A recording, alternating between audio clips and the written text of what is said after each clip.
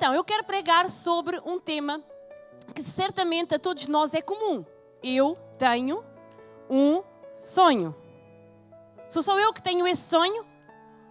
Tu tens um sonho. Tu tens um sonho. Então vamos saber qual é o teu sonho. Vou chamar a irmã Valquíria. Ela tem um microfone e ela vai passar por algumas pessoas e vocês vão partilhar. Eu creio que vocês têm muitos sonhos. Uns podem ser partilhados, outros não. Então podem partilhar aquele sonho que vocês têm que pode ser partilhado. Então podemos começar aqui pela... É a mãe da Ema, mas que eu sabe baixar a cabeça. É mesmo você. Vamos lá. Um sonho. Pode ser uma palavra, pode ser uma frase. Meu sonho é continuar a servir a Deus. Muito bem. O sonho da nossa irmã é continuar a servir a Deus. Vamos ver ali aquele casal. Que sonho é que realmente um de vocês que possa dizer um sonho? De ser mãe. O sonho de ser mãe. Então, olha, o Senhor hoje tem uma palavra poderosa para a tua vida. Amém? Pode ser a Miriam. Vai lá, Miriam. Um sonho. Viajar. O sonho de viajar, esse sonho eu também tenho. Mesmo falei com a Maiara há pouco tempo, só tenho uma incompatibilidade. É que não gosto de fazer teste ao Covid. Não estou vacinada, então tenho que esperar. Mas o sonho de viajar, muito bem, também tenho esse sonho. Pastora Flávia, um sonho. Meu Deus. Muito importante, uma casa. Um sonho de ter uma casa. Ela está na iminência de vir àquela casa que já está lá nas zonas celestiais. Simplesmente a bênção vai descer em breve. Amém? Vamos ver aqui, ali o jovem. Aquele jovem ali de... Esqueço, eu, para não me sou péssima, vocês já me conhecem. Da blusa Adidas. Um sonho, jovem. Ter prosperidade em tudo que eu fizer. Prosperidade, muito bem. Em tudo o que tu fizeres. Só te digo-te já qual é a dica. Sabes qual é? Trabalhar muito. E ser fiel no dízimo das ofertas, não é? Rodrigo, um sonho, Rodrigo. Só um, que eu creio que tu tens muitos. Adquirir uma segunda moto? Não. Conheci alguns países. Também viajar. Então, quem sabe se a gente vai viajar juntos? Vem aí novidades. Vamos organizar uma viagem a Israel. Passa por ir a Israel? Amém. Vamos embora. Para o ano, esse é o alvo aqui da igreja. Em breve vamos dar novidades para vocês começarem a fazer o mielheiro. E de um ano para o outro é fácil juntar, a viagem não é assim tão cara. E realmente quando nós vamos a Israel tudo muda. Então, sonho também de viajar. Agora vamos aqui para esta aula e vamos perguntar aqui ao Gustavo. Um sonho, Gustavo. Ser pai. Que bênção. Então hoje a palavra é para ti. Agarra ali a unção do toque. Venham dois logo aí. Hã? Aquele irmão ali. Vamos ali que trouxe o convidado. Um sonho. Isso. É ter aqui a minha família. Que bênção. Você tem o sonho de ter a sua família aqui. Onde está a sua família? Angola? Angola. E ora por isso. Declara isso. Então persevere que a sua família virá. Amém? A Inês Regalado, um sonho. Que a minha família toda tenha Deus com ela. Amém. Que ainda não tem. Tremendo. Que a sua família, que a família da Inês seja salva. É um sonho comum para todos nós. Rodrigo, último, um sonho. Só um. Eu creio que tu tens muitos. Um. O principal é pregar para as nações. Amém. Ele tem o sonho de pregar a palavra para as nações. Amém. Para a honra e glória de Deus. Muito bem, Valquíria. Obrigada. Então isto prova o quê? Que todos nós temos sonhos. Certo? Todos nós. E ao contrário do que eu esperava, vocês foram muito rápidos a dizer o sonho. Significa que ele está... Às vezes a gente pergunta, qual é o teu sonho? A pessoa, deixa-me pensar. E vocês não. Vocês que todos responderam rapidamente. Então há algo que queima dentro de vocês. Então eu vou ministrar sobre isso. Mas antes de ministrar a palavra, queria passar um pequeno vídeo que vi ontem no Instagram e achei muito interessante. E é uma pequena reflexão que se encaixa na minha palavra. E eu queria passar aqui muito rapidamente. Daniel.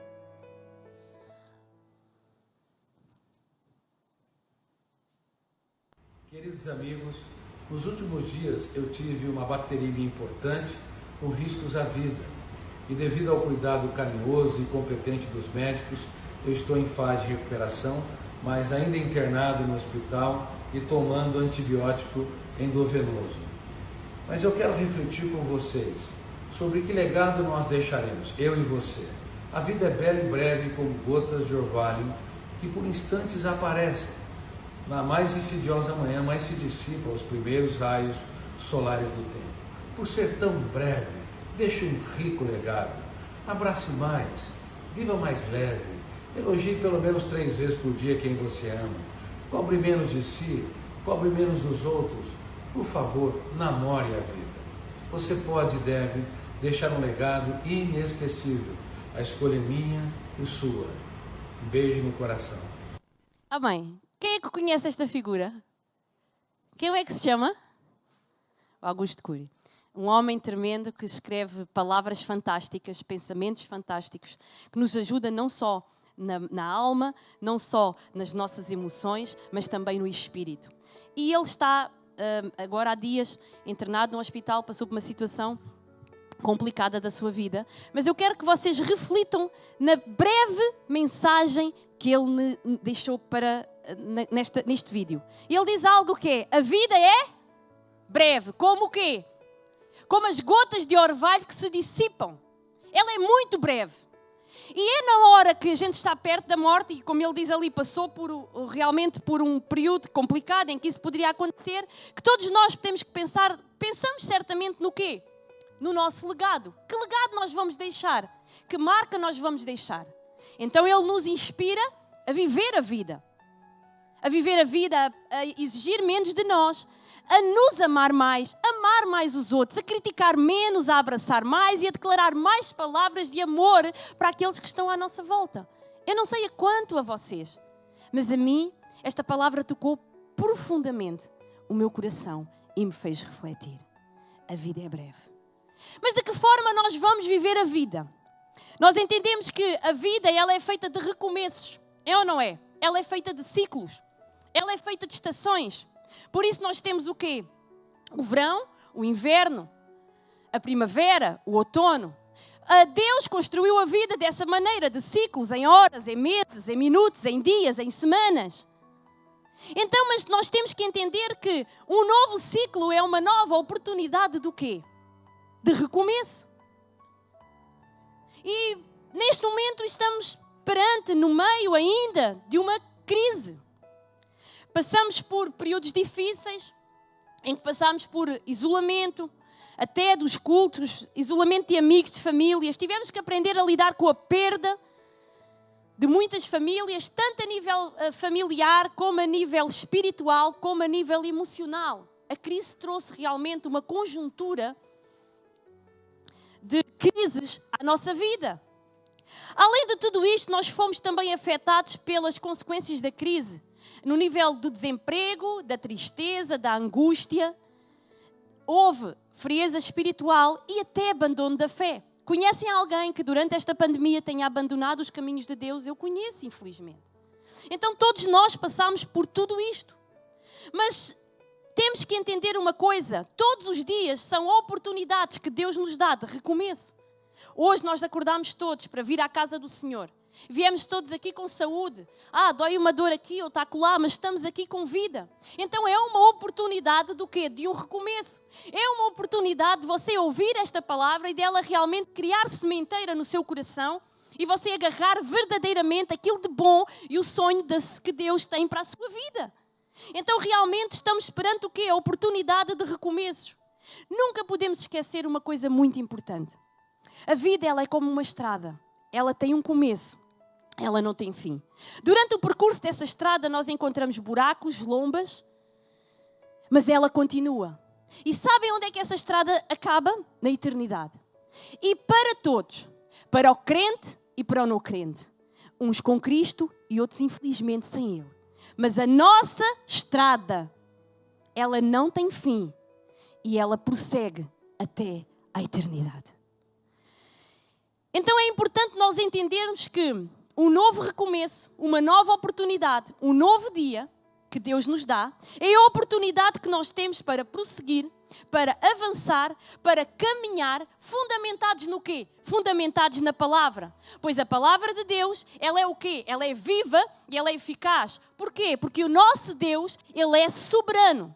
E como diz lá no livro de Hebreus, algo muito sábio, diz assim: apeguemo-nos com firmeza à esperança que nós professamos.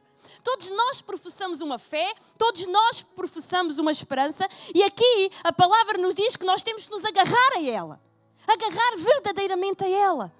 Pois aquilo que Deus prometeu, Ele é fiel para cumprir. Existe uma palavra de Deus dada à nossa vida. Existe uma promessa. Todos nós temos um sonho, todos nós temos uma promessa que Deus deu à nossa vida. Todos nós, antes de nós nascermos, Deus realmente, Ele sonhou com a nossa vida, como diz em Salmo 139, e Ele tem um propósito, e Ele tem uma missão para a nossa vida. Quantos aqui entendem isso? Às vezes no caminhar da vida cristã, na extensão longa da vida cristã, nós esquecemos que continuamos a ter propósito e a ter missão. Não interessa se são 15, são 20 anos de vida cristã, ainda o propósito continua. Até o último dia de sopro de vida nesta terra existe um propósito, uma missão individual para cada um. E nós temos que ter esse entendimento. A Bíblia refere em Filipenses 2:13 algo muito importante. Diz o seguinte: porque Deus é o que opera em vós, tanto o querer como o efetuar segundo a sua boa vontade. Então em Deus está o quê?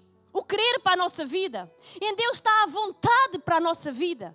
Em Deus estão todas as coisas. É importante que nós entendemos isso e praticamos isso. Porque às vezes nós dizemos amém, aleluia, eis-me aqui, mas temos uma dificuldade muito grande de colocar em prática aquilo que verdadeiramente Deus tem para nós. Quando a palavra de Deus diz em Filipenses 2:13 que Deus tem o querer e o efetuar para a nossa vida. O querer significa o quê? Deus tem o sonho. Deus tem o sonho para a nossa vida. O sonho que muitas vezes está no nosso coração, ele não foi plantado da vontade própria. Às vezes nós dizemos, eu tenho um sonho, não é? A Miriam disse, eu tenho um sonho de viajar. Não é a vontade da carne, é possivelmente a vontade de Deus que colocou no coração dela o sonho de viajar, porque enquanto ela viaja, enquanto as pessoas ela vai evangelizando. A Cristina, que já viveu em vários países, em todos eles, ela tem deixado realmente um legado. Ela tem encontrado alguém em que ela tem falado da palavra de Deus. Então, se a Miriam tem um sonho de viajar, nem tudo é lazer. Há coisas que são lazer, mas no meio do lazer, Deus nos coloca alguém em que nós vamos fazer a diferença na vida dessa pessoa. Então temos que entender que desde a nossa infância, mesmo antes de conhecermos Jesus, Deus já estava a semear os sonhos dele na nossa vida. Será que eu posso ouvir um amém? Amém. Então ele plantou sonhos dentro do nosso coração. E ao longo dos anos, à medida que nós vamos crescendo, esses sonhos também vão crescendo. Todos nós precisamos entender que temos que andar nesta vida e depender dos sonhos. E que os sonhos, e pelos sonhos nós devemos viver. E pelos sonhos nós devemos de morrer. Só assim a vida faz sentido. Paulo disse uma coisa muito interessante, que viver era Cristo, mas que morrer era lucro. Então passar por esta vida sem o ideal, tal como há bocado ouvimos o Augusto Cury, passar por esta vida sem o ideal é passar pela vida sem vivê-la. Então nós temos que viver a vida, mas encontrarmos um ideal pela qual temos que viver. E isso é extremamente importante. Nós como cristãos, como filhos de Deus, entendermos isso e colocarmos isso em prática na nossa vida. Sabem? Mas não basta ter um ideal. É preciso ter um ideal que seja digno de Deus. Muitos morrem e vivem por sonhos mesquinhos e egoístas. Para muitas pessoas, o sonho delas é ganhar dinheiro, é ter muito bens materiais, é ter seguidores, é ter fama, é ter reconhecimento. Mas nós temos que verdadeiramente, cada um de nós, viver o sonho de Deus para a nossa vida. Houve um homem que certamente todos conhecem, chama-se Martin Luther King. E ele pregou um sermão muito interessante. Ele disse, eu tenho um sonho. I have a dream. Qual era o sonho dele? O sonho dele era ver realmente a igualdade entre brancos e negros nos Estados Unidos. Por esse sonho ele viveu, por esse sonho ele morreu e esse sonho se concretizou. Era um sonho dele, sim, mas era um sonho de um povo, era um sonho de uma nação. E quando nós entendermos verdadeiramente que nós temos que não só viver os nossos sonhos, mas viver os sonhos de Deus, nós não vamos viver os sonhos apenas em nossa função, mas em função daqueles que estão ao nosso redor, em função da nação que Deus nos plantou. E isso é tremendo. E não há como Deus não realizar. E não há como Deus não fazer. Queria que vocês agora abrissem a vossa palavra a Bíblia em 1 Samuel e vamos ler o capítulo 1, alguns versículos. É bom que ainda ouço o papel.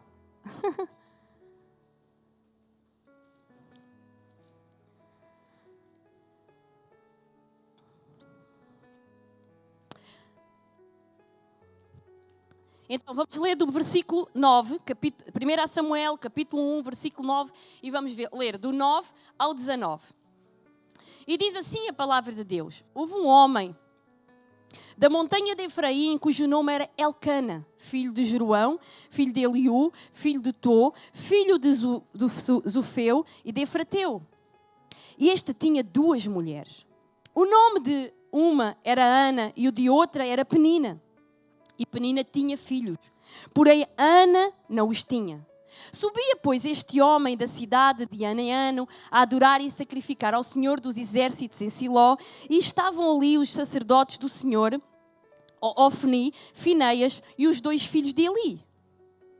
Sucedeu que, no dia em que Elcana sacrificava, ele dava uma porção a Penina, sua mulher, e todos os seus filhos e todas as suas filhas. Porém a Ana, ele dava uma parte excelente, porque amava a Ana, embora o Senhor lhe tivesse cerrado a sua madre. E a sua rival excessivamente a provocava para a irritar, porque o Senhor lhe tinha cerrado a madre. E assim fazia ele de ano em ano, sempre que Ana subia à casa do Senhor, a outra a irritava, por isso chorava e não comia. Então Elcana, seu marido, lhe disse: Ana, por que tu choras? E por que não comes? E porque esse mal está no teu coração? Não te sou eu melhor que 10 filhos? Então Ana se levantou, depois de comerem e beberem em Siló. Eli, sacerdote, que estava assentado numa cadeira junto a um pilar do templo do Senhor. Ela, pois, com amargura de alma, orou ao Senhor e chorou abundantemente. E fez um voto: Senhor dos Exércitos, se benignamente atentares para a aflição da tua serva, e de mim te lembrares, e da tua serva não te esqueceres, mas a tua serva deres um filho homem, ao Senhor darei todos os dias da sua vida, sobre a sua cabeça não passará navalha. E sucedeu que, perseverando ela em orar perante o Senhor, ele observou a sua boca. Porquanto Ana no seu coração falava, mas só se moviam os seus lábios, porém não se ouvia a sua voz, pelo que Eli a teve como embriagada. E disse Eli: até quando estarás tu embriagada? Aparta de ti esse vinho. Porém Ana respondeu: não, Senhor meu, eu sou uma mulher atribulada de espírito. Nem vinho, nem bebida forte tenho bebido, porém tenho derramado a minha alma perante o Senhor. Não tenhas, pois, a tua serva por filha de Belial, porque da multidão dos meus cuidados e dos meus desgostos tenho falado até agora. Então Eli respondeu: vai em paz, e o Senhor de Israel te concederá a petição de que lhe fizestes. E disse ela: acha a tua serva graça aos teus olhos. Assim a mulher foi ao seu caminho, comeu e o seu semblante já não era triste. E levantando-se de madrugada, adoraram perante o Senhor e voltaram para a casa de Ramá. E Elcana concebeu Ana e sua mulher, e o Senhor se lembrou dela. Até aqui a palavra de Deus. São várias as lições que nós podemos tirar desta passagem que acabamos de ler. Quem era esta mulher? Que lição a Ana poderá deixar para nós? Se nós analisarmos versículo a versículo, comportamento a comportamento, o que é que nós podemos extrair para a nossa vida, que ainda se aplica aos dias de hoje? Em primeiro lugar, nós temos que entender que Ana era um exemplo de alguém que enfrentou o impossível. Mas de alguém que enfrentou o impossível, mas venceu. Porque para Deus não há impossíveis. Mas, no entanto, Ana, nós conseguimos perceber que ela era uma mulher fantástica. E nós vamos, ao longo da ministração, ver realmente onde é que ela era essa mulher extraordinária. A primeira coisa que nós retiramos é o seguinte: a sua impossibilidade de gerar filhos não foi suficiente para a fazer desistir. Ouçam. A sua impossibilidade de gerar filhos não foi suficiente para a fazer desistir e de acreditar no seu sonho. A história de Ana é um relato de uma mulher, em primeiro lugar, cheia de fé. Em segundo lugar, uma mulher que tinha um relacionamento sincero e um relacionamento vivo com Deus. No costume da época, era comum um homem ter mais que 2 mulheres, porque se uma fosse estéril, tinha que haver realmente a continuidade da geração. E era costume, nós lemos aqui em 1 Samuel, Elcana, ele saía com a sua família da cidade onde eles moravam, uma vez por ano, para ir a Siló, e lá ele ia oferecer os seus sacrifícios. Elcana, nós entendemos também pelo que lemos que ele procurava agradar a Ana de todas as maneiras. Porquê? Em primeiro lugar, porque diz a palavra que ele a amava muito e percebia que ela tinha sempre um semblante triste, como se lhe faltasse alguma coisa. Claramente, nós entendemos porque há uma pergunta que Elcana faz a Ana, nós entendemos que ele não entendia também o sofrimento dela, em que quando ele pergunta, então, mas tudo o que eu te dou não vale mais que 10 filhos? Pensava ele o quê? Que as regalias e os presentes eram suficientes para satisfazê-la. Nós entendemos então que Elcana, ele tinha uma insensibilidade espiritual e não conseguia entender que Ana tinha um sonho, mas que esse sonho tinha sido gerado por Deus. Não podemos deixar também de ver que a situação a fazia sofrer. Ela sofria. Havia realmente uma amargura na sua alma. Mas ela orou ao Senhor e ela chorou abundantemente. Entendemos aqui uma grande lição que Ana nos deixa, que ela não deixou ficar-se sufocada pela sua aflição. Então a primeira lição que nós aprendemos que a Ana é que os sofrimentos não nos devem sufocar. Nós não devemos permitir que o sofrimento se acampe de nós e nos domine. Temos que ser nós a dominar o sofrimento. Então lá em 2 Coríntios diz o seguinte: de todos os lados nós somos pressionados, mas não desanimados, ficamos perplexos, mas não desesperados. E este deve ser o comportamento do cristão. Sofrer sim. Deus nunca disse que nós não íamos sofrer. Deus nunca nos prometeu uma vida sem sofrimento. Deus nunca nos prometeu uma vida sem angústia. Deus nunca nos prometeu uma vida sem lutas. Mas Ele prometeu que em todas as circunstâncias Ele estaria lá. Então lembra-te na hora da aflição, na hora do choro, na hora da angústia. Ele não é visível, mas Ele está lá, a sua presença se faz sentir. E toma posse disso. Precisamos novamente de levantar uma geração de cristãos fervorosos pela presença de Deus. Precisamos de levantar novamente uma geração que é fervorosa pela presença de Deus. Uma geração que acredita naquilo que não vê. Uma geração que vive verdadeiramente a fé, que é o firme fundamento das coisas que se esperam, mas não se veem. Vivemos numa sociedade impaciente, que depende do rápido. Se não for rápido, já não serve. Uma sociedade que não persevera. Uma sociedade que desiste automaticamente, que não consegue. Uma sociedade que aprendeu a viver com coisas rápidas. Tudo é rápido, até a comida é rápida. Mas nós precisamos de entender que no caminho de Deus precisamos de ser perseverantes. Porque há vezes que Deus responde na hora, mas há vezes que Deus responde passado anos. Mas Deus também quer ver a posição do nosso coração, até onde vai a nossa perseverança.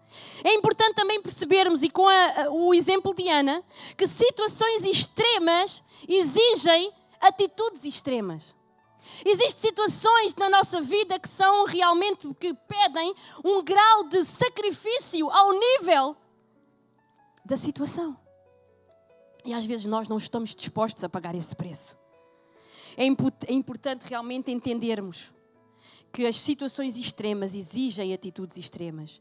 Então a Ana fez o quê? O que é que ela fez? Ela fez um voto. E ó que voto! Aquela mulher queria tanto ter um filho, mas ela prometeu que quando tivesse o filho, ela ia dar o filho. Como é possível? Mas ela não ia dar para um sítio qualquer, ela não ia dar a uma pessoa qualquer, ela ia dá-lo a Deus, para Ele servir no templo. Ela sabia exatamente o que queria de Deus. Ela deixou bastante claro que aquilo que ela queria era para glorificar o nome de Deus. Conseguem imaginar o quanto esta mulher foi humilhada pela outra mulher de Elcana? O quantas palavras foram dadas de humilhação? Porque será que a Bíblia nos relata que ela tinha sempre um semblante triste? Que ela chorava abundantemente? juntamente com a tristeza de não gerar filhos, de ter a sua madre cerrada, tinha constantemente as acusações da outra mulher. E ela viveu assim durante anos. A outra grande lição que nós aprendemos com Ana é: quer que Deus realize um sonho na sua vida que Ele nunca realizou, então faça você também algo na vida de Deus ou no relacionamento com Deus que você nunca fez. Eu vou repetir. Quer que Deus realize algo na sua vida ou faça algo na sua vida que Ele nunca fez, faça você algo na vida de Deus que também nunca fez. Eu oro todos os dias 30 minutos, passa a orar 2 horas. Eu realmente sou muito comprometido com o meu líder, com o meu grupo de vida. Passa a servir o seu grupo de vida mais ainda. Eu sou uma pessoa que eu tenho compaixão pelo próximo. E durante a semana eu reúno alimentos, eu tenho a preocupação de ver que dos nossos irmãos, da nossa comunidade, quem está a padecer, eu vou lá e ofereço. Faça mais ainda. Mas eu realmente, eu sou uma cristã que consigo ter sensibilidade e ver quando os irmãos estão a padecer, eu ajudo a pagar a renda, a água e a luz. Faça mais ainda. Eu já sirvo na casa do Senhor, estou em 3 ministérios ao mesmo tempo, sirva em 10. Ou então sirva só numa, mas sirva com excelência. Entende? Eu não precisa de servir em 10. Sirva num, mas sirva com excelência. Só faz esse. Então seja excelente naquilo que faz. Amém? Tenha em mente que a sua oração vai exigir tudo de si. E tudo é o quê? Energia, perseverança e vontade. Porque muitas vezes aquilo que nos falta para dobrar os joelhos é vontade. Nós não temos vontade de orar. Nós não temos vontade de tirar aquele tempo com Deus. Nós temos vontade de estar ali perante as redes sociais 40, 50 minutos, às vezes sem dar conta. Eu não sei se o vosso telemóvel faz o resumo semanal, mas o meu faz. E às vezes a gente pensa, e tantas horas aqui, sem dar conta, era só um bocadinho, mas foi tantas horas. Mas às vezes para orar, para pagar o preço, para falar com Deus. Porque orar não se paga preço nenhum, é falar com Deus. É estar com aquele que realmente nos dá a maior sensação que nós podemos viver nesta vida da sua presença. Então isso é algo que devia de ser prazeroso. Mas o que nós vemos, às vezes, nas reuniões de oração, é 1/3 das pessoas que estão ao domingo. Porque fica difícil, não fica prazeroso, não dá vontade. E às vezes nós arranjamos tudo. Não, porque eu tenho que fazer isto, é hora de fazer aquilo, tenho que dar a conta, aquela encomenda, tenho que não sei o quê. Mas devíamos de priorizar o tempo com Deus. Ana perseverou em oração perante o Senhor pelo tempo que foi preciso. Outra grande lição que nós podemos realmente retirar com Ana é que é necessário perseverar. Persevere nas promessas do Senhor. Persevere naquele sonho que está lá atrás. Já tem tantos anos, mas persevere. Foi Deus que gerou esse sonho no seu coração, então persevere nele. Então não desista. Então numa sociedade, como eu disse há pouco, em que tudo é prático, tudo é rápido, em que as pessoas já não querem esperar por nada, nós temos que entender que nós temos que esperar, nós temos que aguardar e nós não podemos desistir. Outra grande lição que nós aprendemos com Ana. Lemos na palavra de Deus que ela estava a ser observada por quem? Pelo profeta Eli. Sabia que você também está a ser observado pelos que estão à sua volta? As pessoas nos observam. As pessoas querem ver até onde vai a nossa perseverança de esperar pelo nosso milagre. A palavra de Deus diz lá em Hebreus 12:1 o seguinte: portanto nós também, pois que estamos rodeados de uma tão grande nuvem de testemunhas, deixemos todo o embaraço e o pecado que de tão perto nos rodeia e corremos com paciência para a carreira que nos é proposta. Então a palavra de Deus nos diz que nós estamos a ser constantemente observados.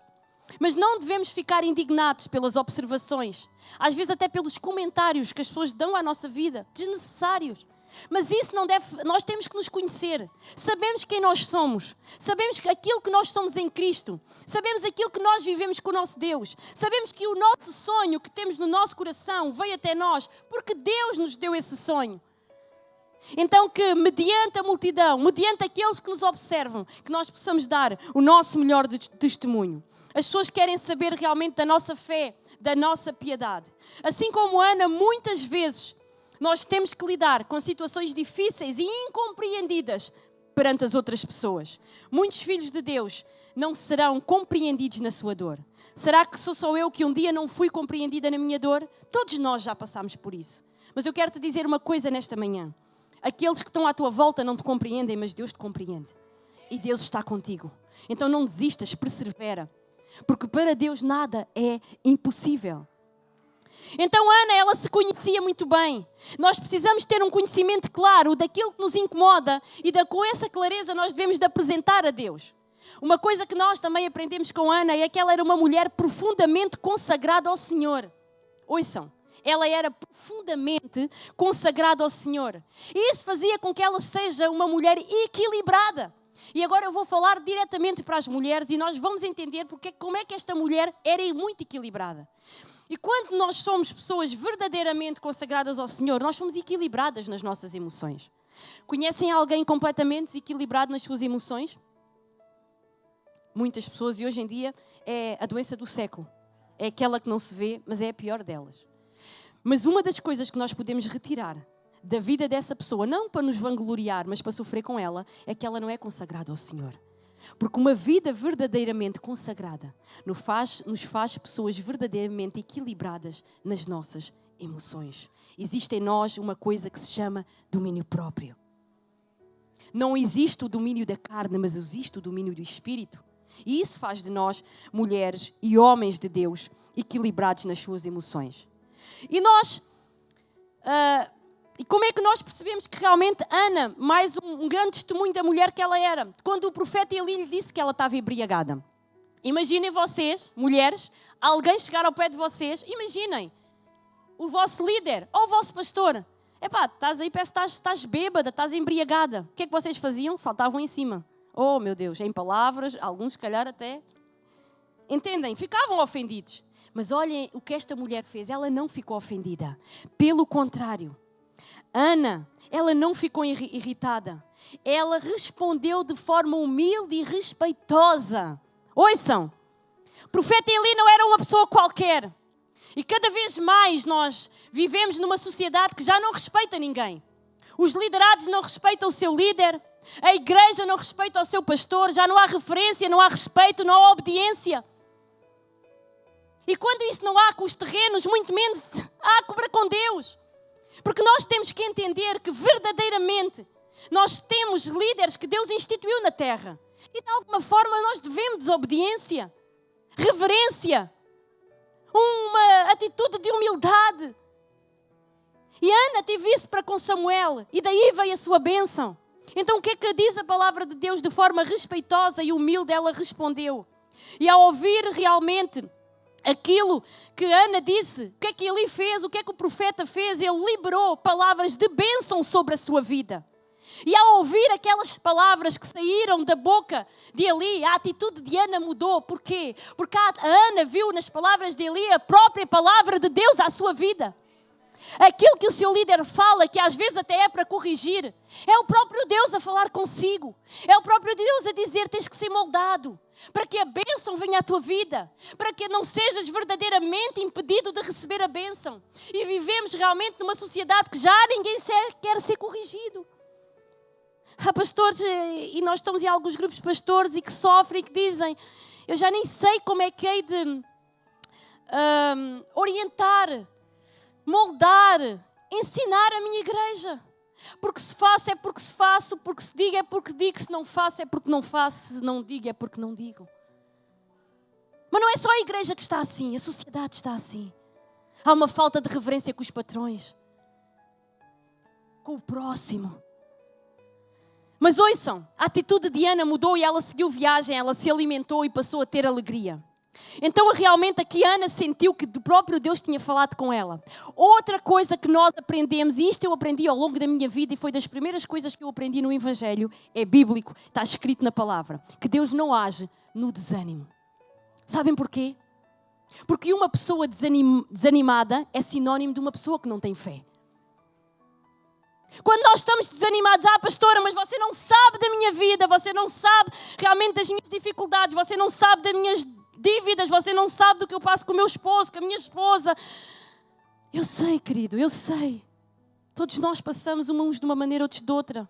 Mas Deus não te quer desanimado, Deus quer-te realmente sofrido, mas animado. Entendem? E quando nós saímos no desânimo, o que é que nós aprendemos com Ana? Foi quando ela saiu do desânimo, o que é que aconteceu? o sonho dela se realizou. Ali Deus operou nela. Quando ela limpou as lágrimas, quando ela retirou o rosto, o seu semblante triste e amargurado, e realmente decidiu ser uma mulher feliz e ousada e acreditar na promessa, Deus cumpriu. Aquilo que eu te quero dizer nesta manhã, quando tu saís desse estado de lástima, quando tu saís desse estado de estar sempre a criticar, estás sempre doloroso, estás sempre a queixar-te, sempre com queixas, quando tu saís desse estado e realmente deliberares fé e ousadia de Deus, lembraste que Deus tem sonhos que Ele gerou em ti, lembraste das promessas do Senhor para a tua vida, irá acontecer e o Senhor irá fazer. Amém?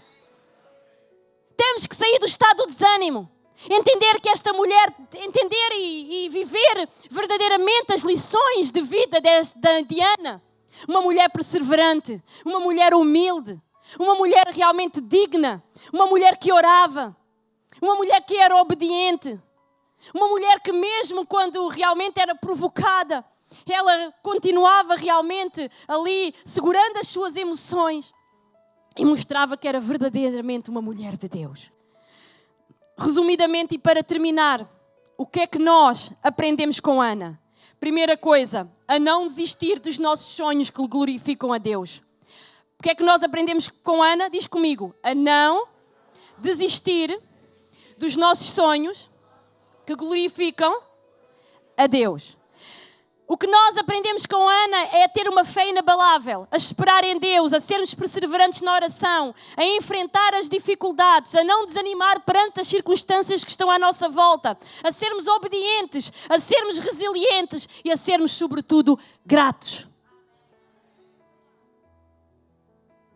É difícil colocar isto tudo em prática? Aprendemos que Deus é um Deus de promessas. E Ele é um Deus de princípios. E se nós cumprirmos os princípios de Deus, Ele cumpre as promessas na nossa vida. Então que nesta manhã você possa sonhar. Aquele sonho que está no seu coração. Lembre que se foi Deus que o plantou. Que nesta manhã você possa trazer vida. Você possa dar vida a esse sonho. Você possa colocar em prática esse sonho. Você possa sair realmente da fase do desânimo. Você possa sonhar e sonhar muito. Porque os sonhos de Deus são mais altos que os nossos. Eu quero deixar aqui um testemunho de um pastor que se chamava Norman Vincent. E ele escreveu um livro, não sei quem é que já leu, não está aqui o Rosanon, que já leu não sei quantos livros. O Poder do Pensamento Positivo. Alguém já leu? Então este homem, há muitos anos atrás, escreveu este livro. E ele tentou encontrar uma editora que o publicasse. Bateu a muitas portas e ele nunca encontrou essa editora. Agarrou realmente naquilo que ele tinha escrito no livro, O Poder de um Pensamento Positivo, e jogou dentro do lixo e disse, aí vão ficar os meus sonhos. No entanto, ele tinha uma esposa que se chamava Ruth. Característica das mulheres, perseverantes, não desistem. E ela disse, a esposa para Norman, eu acredito no teu sonho, eu acredito no livro em que tu escreveste. Agarrou realmente no livro, retirou do lixo e começou a bater de porta em porta, encontrou uma editora. Logo na primeira edição, este homem vendeu 10 milhões de livros. Porque houve alguém que acreditou no seu sonho. Amém? Então, que nós possamos entender que os sonhos são sonhos de Deus. Que nós possamos entender que nós temos que ter um ideal, porque nós devemos viver. E que esse ideal deve ser verdadeiramente a nossa vida.